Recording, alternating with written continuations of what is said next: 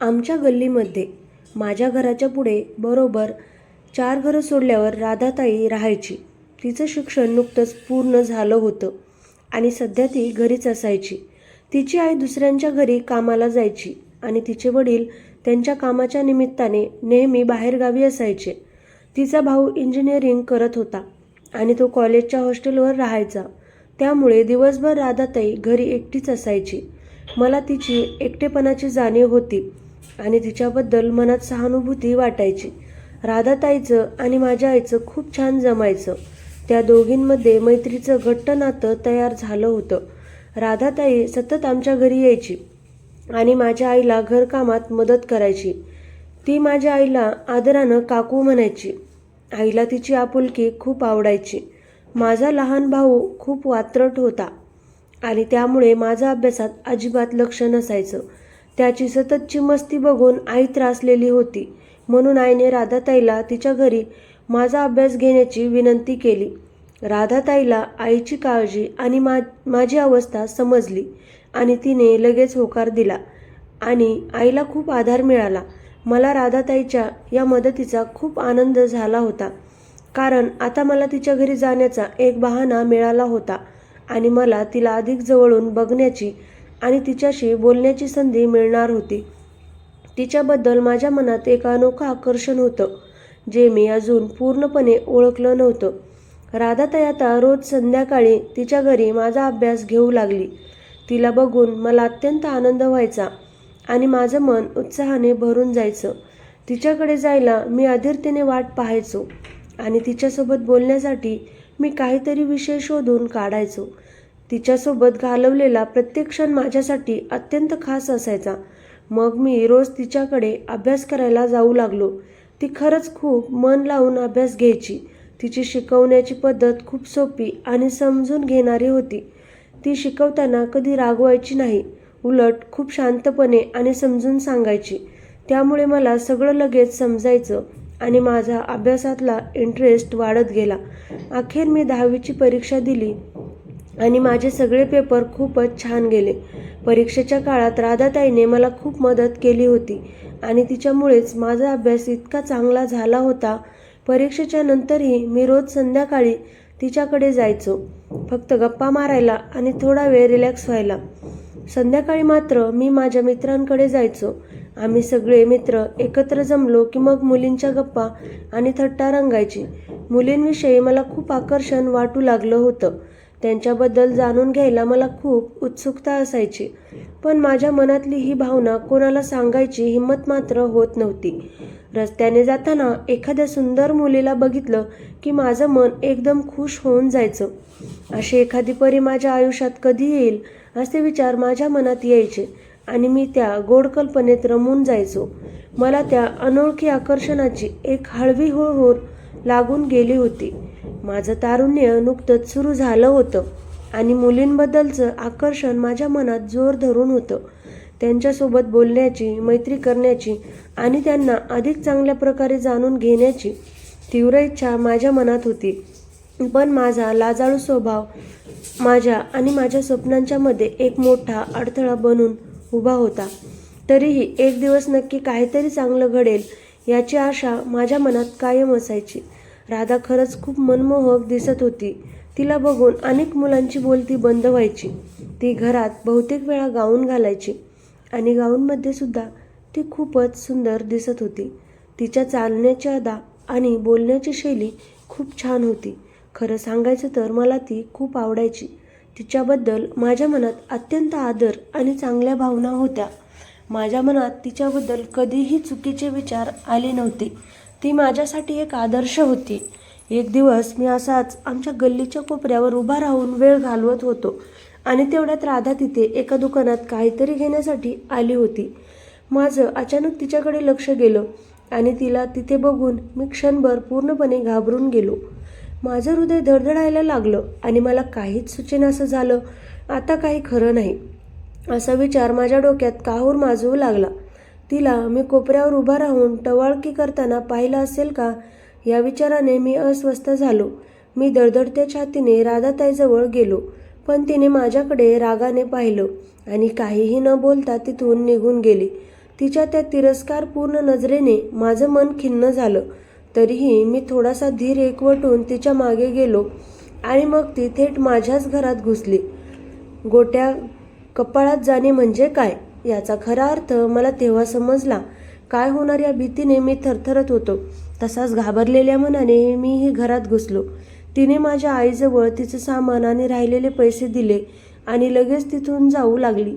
मी तिला घराबाहेर जाऊ दिलं आणि मग तिच्या मागे धावलो. तिच्याशी बोलण्यासाठी आणि तिची माफी मागण्यासाठी मी तिला थांबवू लागलो, पण ती मला साधी नजर टाकायलाही तयार नव्हती. तिच्या त्या तिरस्कारामुळे मी पूर्णपणे हिरमुसला झालो आणि तिथून निराश होऊन निघालो. माझं कशातच लक्ष लागत नव्हतं. मनात अपराधीपणाची भावना घर करून राहिली होती. मी पूर्णपणे उदास झालो होतो. संध्याकाळी मी परत माझ्या मित्रांकडे गेलो, पण तिथेही माझं मन शांत नव्हतं. त्या अपमानास्पद घटनेचा विचार माझ्या डोक्यात सतत घोळत होता. रम्याने माझ्या चेहऱ्यावरची उदासी बघितली आणि मला विचारले, काय झालं रे तुला? मी त्याला घडलेली सर्व परिस्थिती सांगितली. राधाताईच्या रागाबद्दल आणि माझं बोलणं ऐकून तो निर्धास्तपणे म्हणाला, अरे सोड रे, उगाच तिच्याबद्दल विचार करू नकोस. ती तरी कुठे साजूक आहे. तुला माहिती नाही का, तिचं सुरेश दादासोबत अफेअर आहे. काय? मी जवळजवळ किंचाळलोच. मला त्याच्या बोलण्यावर विश्वास बसत नव्हता. राधाताईबद्दल असं काही ऐकून माझा राग अनावर झाला होता. तो म्हणाला, खरेच बोलतोय मी. तुला खात्री नसेल तर संजयला विचार. संजयने पण होकारार्थी मान डोलावली. मला अत्यंत राग आला होता. राधाताईबद्दल कुणी असं काही बोललेलं मला बिलकुल आवडलं नव्हतं. माझ्या मनात तिच्याबद्दल आदर होता आणि तिच्या चारित्र्यावर कुणी शिंतोडे उडवलेले मला सहन होत नव्हते. मी तिथून लगेच रागाने घरी आलो. त्यानंतर राधाताई रोज आमच्या घरी यायची, पण ती माझ्याशी एक शब्दही बोलत नव्हती. मला तिच्यासोबत बोलून गैरसमज दूर करायचा होता, पण तिची नाराजी बघून माझी हिंमत होत नव्हती. अखेर तो दिवस उजाडला ज्याची मी आदित्यने वाट पाहत होतो. आज माझ्या 10वीच्या परीक्षेचा निकाल होता. मी कॉलेजमध्ये गेलो, निकाल पाहिला आणि मला खूप आनंद झाला. मला तब्बल 90% गुण मिळाले होते. घरी येताना वाटेत थांबून पेढे घेतले आणि आनंदाच्या भरात घराकडे निघालो. रस्त्यात माझा एक मित्र भेटला. मी त्याच्याजवळ थोडा वेळ थांबलो. थोडा वेळ त्याच्याबरोबर गप्पा मारत टाइमपास केला. मित्रासोबत बोलून झाल्यावर मी आनंदी मनाने घरी आलो. घरात आई माझी आतुरतेने वाट पाहत होती. तिला निकाल सांगितल्यावर ती खूप खुश झाली आणि तिने मला भरभरून आशीर्वाद दिले. घरात उत्सवाचं वातावरण तयार झालं होतं, पण राधाताईचा विचार डोकावत होता. तिला माझ्या निकालाबद्दल कळल्यावर काय वाटेल? ती मला अभिनंदन करेल का? तिच्यासोबत पुन्हा पाहिल्यासारखं बोलणं कधी सुरू होईल? या विचारांनी माझं मन थोडं अस्वस्थ झालं होतं. तरीही चांगल्या निकालाच्या आनंदात मी त्या विचारांना दूर सारण्याचा प्रयत्न करत होतो. तेवढ्यात आई म्हणाली, जा, पहिलं जाऊन राधाताईला पेढे देऊन ये. आईचं ते बोलणं ऐकून मी गप्प झालो आणि तिथेच अस्वस्थपणे घुटमळत राहिलो. आईने मला आग्रहाने विचारले, अरे जा ना, उशीर काय करतोय? मी म्हणालो, आई, ती माझ्यावर चिडली आहे. ती माझ्याशी बोलत नाहीये. आई पटकन म्हणाली, अरे जा, काही नाही होत. मला खात्री आहे तूच काहीतरी वात्रटपणा केला असशील. आईने मला समजावत म्हटलं, ती मोठी आहे ना तुझ्यापेक्षा आणि तिनेच तर तुझा अभ्यास घेतला. जा, तिला पेढे दे आणि तिची माफी पण माग. मला माहीत आहे तिचा स्वभाव. ती कधी कुणावर जास्त वेळ चिडत नाही. आईच्या त्या विश्वासाच्या शब्दांनी माझ्या मनात थोडी हिंमत आली. खरं तर माझ्या वागण्यातच काहीतरी चूक झाली असणार, म्हणूनच ती माझ्यावर नाराज आहे. तिच्या मोठेपणाचा आणि प्रेमळ स्वभावाचा विचार करून माझं मन थोडं शांत झालं. आता तिला भेटून माफी मागण्याची आणि पुन्हा पहिल्यासारखं बोलण्याची आशा माझ्या मनात निर्माण झाली. मी तिच्या घराच्या दिशेने निघालो. मी लगेच तिच्या घरी गेलो. दरवाजा बंद होता, म्हणून मी थोडासा लोटला तर तो उघडला. मला थोडं आश्चर्य वाटलं, पण तरीही मी धैर्य एकवटून आत गेलो. राधाताई पलंगावर आडवी होऊन कसले तरी पुस्तक वाचत होती. तिला अशा अवस्थेत बघून मी थोडा संकोचलो. मी हळूच तिला हाक मारली आणि विनम्रपणे म्हणालो, राधाताई, मला 90% पडले. माझे ते शब्द ऐकताच तिने पटकन ते पुस्तक उशीखाली ठेवले आणि माझ्याकडे पाहत उठून बसली आणि मग तिने मला घट्ट मिठी मारली. तिच्या त्या अचानक आणि प्रेमळ प्रतिक्रियेने मी अवाक झालो. ती म्हणाली, ग्रेट, मला माहीत होतं की तुला खूप चांगले मार्क्स मिळणार. तिच्या त्या आनंद भरल्या शब्दांनी माझं मन भरून आलं. असं म्हणून तिने माझी पप्पी घेतली. मी तिची कृती बघून दंगत झालो. मग ती हसून म्हणाली, आधी पेढे दे. मी लगेच तिच्यासमोर पेढ्याचा डब्बा धरला. तिने त्यातून एक पेढा काढला आणि मला प्रेमाने भरविला. त्या गोड क्षणी आम्ही दोघेही सर्व गैरसमज विसरून गेलो होतो. पेढा खाल्ल्यावर तिने मला जवळ बसवलं आणि माझ्या निकालाबद्दल खूप आनंद व्यक्त केला. तिच्या डोळ्यात माझ्यासाठी अत्यंत प्रेम आणि स्वाभिमान दिसत होता. मला खूप धन्य वाटलं की तिच्यासाठी समजूतदार आणि प्रेमळ व्यक्ती माझ्या आयुष्यात आहे. त्या दिवसापासून आमचं नातं पुन्हा पहिल्यासारखं झालं, किंबहुना अधिक घट्ट झालं. पेढा खाताना मी तिला हक्काने म्हणालो, अगं तू पण खा ना. माझ्या त्या आग्रहपूर्ण बोलण्यावर ती हसून म्हणाली, मी तुला पेढा भरवला, आता तू मला भरव. आणि मी तिला हळुवारपणे पेढा भरवला. पेढा खात खात ती म्हणाली, बंटी, मला आज खूप आनंद झालाय. तू अगदी माझ्या अपेक्षेप्रमाणे मार्क्स मिळवलास. सांग, तुला काय गिफ्ट हवंय? मी तिला म्हणालो, काही पण, तुला आवडेल ते दे. तिचा आनंदी मूड बघून मी पटकन तिला म्हणालो, राधाताई सॉरी, मी त्या दिवशी चुकलो.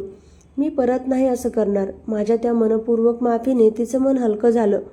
तिने परत मला जवळ ओढलं आणि माझ्या गालाची पप्पी घेत म्हणाली, मला माहीत आहे तू असा नाहीस, पण कुठल्याही मित्रांच्या नादाने तू काही चुकीचं करावं असं मला नाही वाटत. तिच्या त्या समजूतदार बोलण्याने माझं मन शांत झालं. मी अजून तिच्या मिठीत होतो. तिच्या आपुलकीच्या स्पर्शाने माझं मन अत्यंत खुश झालं होतं. मला असं वाटत होतं की जणू काही मला माझ्या मैत्रिणीचा सहवास मिळाला आहे. त्या क्षणी भूतकाळातील सर्व गैरसमज आणि नाराजी पूर्णपणे दूर झाली होती. तिच्या मिठीत असताना मला तिच्याबद्दलचा आदर आणखी वाढला. तिची समजूतदार वृत्ती आणि प्रेमळ स्वभाव खरंच खूप महान होता. मला तिच्याकडून खूप काही शिकायला मिळालं होतं आणि यापुढेही मिळत राहणार होतं. त्या क्षणी आमच्या दोघांच्या नात्यात एक नवीन आणि घट्ट बंध तयार झाला होता, जो प्रेम, आदर आणि विश्वासावर आधारलेला होता. तिचा तो स्पर्श मला मोहित करून टाकत होता. तिच्या जवळच्या सहवासात मला एक अनोखी शांतता आणि सुरक्षितता जाणवत होती. मीही तिला बिलगलो. माझ्या मिठीत असताना ती हसून म्हणाली, बंटी, अरे असे छेडून मुली पटत नसतात. तिच्या त्या समजूतदार बोलण्याने मला थोडं ओशाळल्यासारखं वाटलं. मी तिला विनम्रपणे म्हणालो, माझा तसा हेतू नव्हता. ती परत हसली आणि म्हणाली, अरे तुझ्या वयात मुलांना मुलींबद्दल आकर्षण निर्माण होणं हे काही नवीन नाही. मुली पटवण्याचे अनेक चांगले मार्ग आहेत आणि मी तुला शिकवेल मुलींना कसं पटवायचं ते. तिच्या त्या मित्रत्वाच्या आणि मार्गदर्शनाच्या शब्दांनी माझं मन हलकं झालं. राधाताईने मला कुतूहलाने विचारले, तुला कशा मुली आवडतात? मी तिला माझ्या मनातली अपेक्षा सांगितली. स्वभावाने छान आणि दिसायला सुंदर. तिने थोडा विचार केला आणि मिश्किलपणे म्हणाली, सुंदर म्हणजे कोणासारखी? मी लाजून म्हणालो, अगं तुझ्यासारखी. खूप सुंदर नसेल तरी चालेल. माझं ते लाजाळू उत्तर ऐकून तिने परत मला मिठी मारली आणि प्रेमळपणे विचारले, मी एवढी सुंदर आहे का? मी विश्वासाने म्हणालो, हो, यात प्रश्नच नाही. ती कुतूहलाने म्हणाली, तू माझ्यात काय पाहिलं की तुला मी सुंदर दिसते? तिच्या त्या प्रश्नाने मला क्षणभर काय उत्तर द्यावं हे सुचेनासं झालं.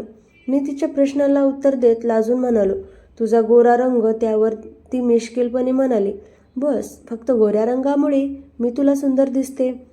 तिच्या त्या खोचक बोलण्याने मला आणखी ओशाळल्यासारखं झालं. मी तिला म्हणालो, नाही गं, तुझे लांबसडक काळेभोर रेशमेसारखे केस, तुझे टपोरे डोळे, तुझे गाल, तुझे ओठ. माझ्या त्या मनमोकळ्या स्तुतीने ती अधिक लाडात आली आणि मला म्हणाली, सांग ना, आणखी काय आवडतं? मी तिच्या डोळ्यात बघून हळूच म्हणालो, तुझा गोड गळा. ती उत्सुकतेने थोडी समोर सरकून म्हणाली, पुढे बोल ना. पण मला संकोच वाटल्यामुळे माझे शब्द गिळले आणि मी फक्त एवढंच म्हणालो, राधाताई, तू खूपच सुंदर आहेस. माझ्या त्या सरळ आणि प्रामाणिक कबुलीने तिने परत माझ्या गालाची किस घेतली. तिच्या त्या अचानक प्रेमळ स्पर्शाने मी क्षणभर घाबरलो आणि तिला धडधडत्या छातीने विचारलं, राधाताई, मी पण तुझी पप्पी घेऊ का? माझा तो अनपेक्षित प्रश्न ऐकून तिने काहीच म्हटलं नाही. फक्त आपले डोळे मिटून घेतले. तिची ती मूक संमती बघून मी धीर एकवटला आणि मी तिच्या ओठांवर माझे ओठ ठेवले. ती काहीच म्हणाली नाही आणि आता मात्र माझा बाण तुटू लागला. मी तिला मिठीत आवळले आणि तिच्यावर प्रेम करत किस करू लागलो. ती पण मला उत्स्फूर्तपणे प्रतिसाद देत होती. थोडा वेळ एकमेकांकडे बघत होतो. मी पुढाकार घेतला आणि तिचा हात हातात घेऊन तिला माझ्याकडे ओढले आणि पहिले ती थोडी लाजत होती, नंतर मला साथ देत होती. मग मी तिला दुसऱ्या रूममध्ये घेऊन गेलो आणि आत जाताच तिला मी मिठी मारली आणि मला म्हणत होती, माझे तुझ्यावर खूप प्रेम आहे. मी पण तिला म्हणालो, मला पण तू खूप आवडतेस, आय लव्ह यू. तर ती पण आय लव्ह यू टू म्हणायला लागली. आता मी तिच्यावर तुटून पडलो आणि मी प्रत्येक क्षणाचा प्रेमाने आनंद घेऊ लागलो. मी तुला तुझा अभ्यास करून घेत होते तेव्हापासून मला आवडतोस आणि तुझ्या आठवणीत मी बऱ्याच रात्री जागून काढल्या आहेत. तर मी म्हणालो, खरंच? तू जर मला म्हणाली असतीस तर मी तुला नकार दिला नसता. माहीत होतं रे मला, पण तुला पण मी आवडते ते. पण त्याचा परिणाम तुझ्या अभ्यासावर झाला असता म्हणून एवढी कळ सोसली आहे मी. मी म्हणालो, खरंच तू खूप छान आहेस गं. आणि बोलत बोलत मी चाळे करत होतो. मग माझा छोटा बंटी त्याच्या कामाला लागला आणि आम्ही दोघेही त्या प्रेमसागरात बुडून गेलो होतो. आम्ही दोघेही त्या क्षणाचा मनसोक्त आनंद घेत होतो आणि एका नव्या आणि रोमांचक अनुभवाच्या दिशेने प्रवास करत होतो.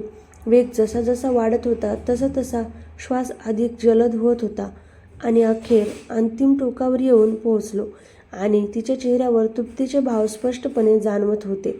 ती प्रत्येक क्षणाचा मनसोक्त आनंद घेत होती आणि दोघांमध्ये एक प्रकारची स्थिरता आली होती. बघता बघता आम्ही दोघेही आता एका परमोच्च बिंदूवर पोहोचलो आणि एका मोठ्या श्वासानंतर शांत झालो आणि नंतर मी माझ्या घरी गेलो. आता आम्ही नेहमी वेळ भेटेल तेव्हा मजे करत होतो. पुन्हा मी तिच्याकडेच क्लास लावले आणि गप्पा आणि मज्जे करत क्लास करू लागलो. तर मित्रांनो, कथा कशी वाटली कमेंट करा. व्हिडिओ आवडला असेल तर लाईक करा. चॅनेलवर नवीन असाल तर चॅनलला सबस्क्राईब करा. चला तर मग पुन्हा भेटूयात अशाच नवीन व्हिडिओमध्ये. धन्यवाद.